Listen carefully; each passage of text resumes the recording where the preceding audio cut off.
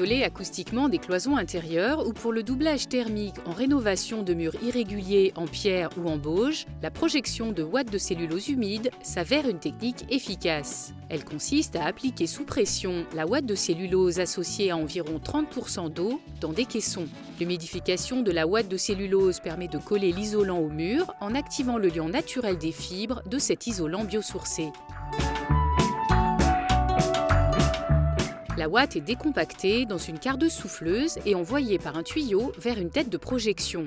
En parallèle, la tête de projection reçoit de l'eau mise sous pression par une pompe. Le mélange entre la ouate de cellulose et l'eau s'effectue à l'extérieur de la tête de projection à une trentaine de centimètres.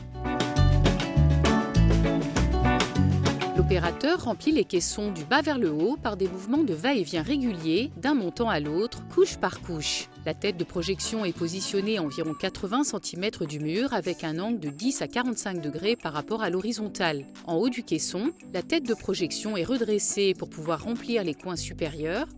Un rabotage est ensuite réalisé pour enlever l'excédent de ouate de cellulose. Donc cet excédent est réutilisable avec une proportion d'environ 30%. On vient le rajouter à de la ouate de cellulose sèche dans la cardeuse souffleuse. Donc c'est une technique qui présente l'avantage de générer assez peu de déchets puisque l'excédent projeté va pouvoir resservir à nouveau pour remplir de nouveaux caissons.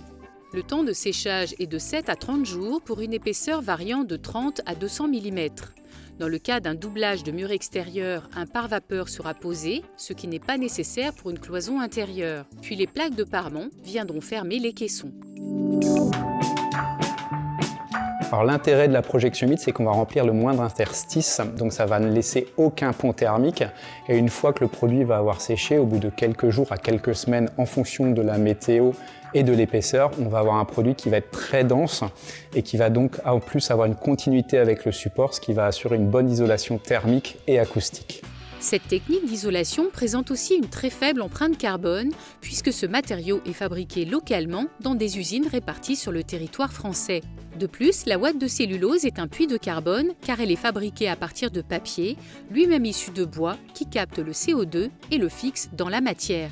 La plupart des ouates de cellulose bénéficient de la certification ACERMI, Association pour la certification des matériaux isolants, et aussi de la certification Label Produits Biosourcés qui les reconnaît officiellement comme un biomatériau.